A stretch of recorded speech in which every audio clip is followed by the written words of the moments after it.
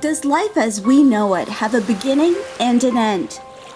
Or does the soul ebb and flow through different stages of existence on a journey toward enlightenment? Hypnotherapist Nicole Raza believes that the soul never dies. Instead, it moves from life to life, learning and evolving along the way. Now, according to past life regression and life between lives, what is a haunting? Okay, well, spirit is an energy, right? Some people can see them, some people can, and they take the aspiration of human form for us to be able to recognize them, right? I personally, I can't see spirits. I can sense them. I know if they're around me, you know, just like an animal would know if a spirit's around them, or a child would know if a spirit's around them. At the end of the day, when you're in spirit form and you're earthbound, it's because you haven't crossed over to the light. It's the energy that needs to cross over to the light. And it could be that it's scared to cross over to the light because it's done some things that it shouldn't have done. It could be unfinished business that they want to take care of, and they need help finding the light to be able to do what they do. Sometimes the spirit will attach to the human body. Sometimes it could just really mean somebody didn't let their loved one go. So someone who's living is still holding on to that spirit. Absolutely. Hauntings don't just happen in a physical place. It can also occur at the soul level. I've dealt with, you know, a person just feeling this tiredness. I mean, this constant tiredness, and you know, they were lively and you know, very energetic, and they were doing all sorts of things, and the next thing you know, they're not themselves.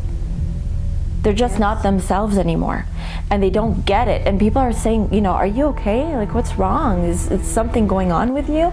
You know, we do certain things to be able to see if maybe something's attached itself to you, or something has found shelter inside of your body.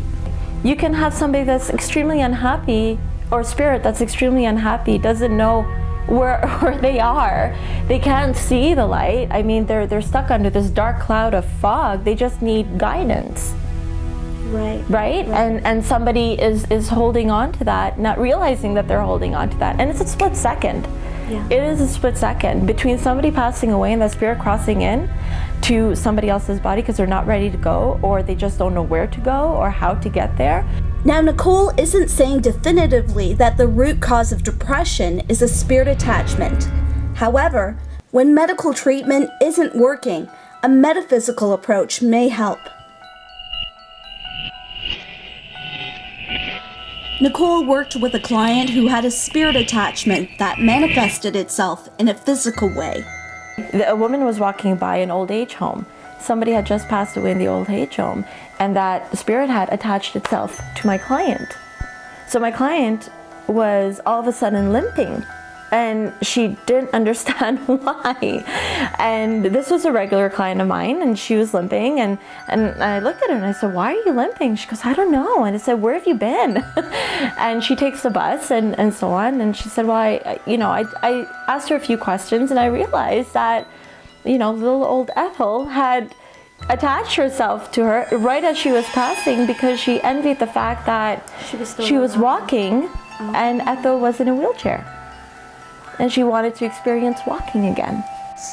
So how do you put that soul at ease so that it can move on to the next stage? We have a discussion with them. I mean, sometimes we're dealing with children, sometimes we're dealing with elderly, right? Sometimes we're dealing with the person that did not do very well and, you know, just wants revenge upon the world. And, you know, it's like dealing with a 4-year-old tantrum.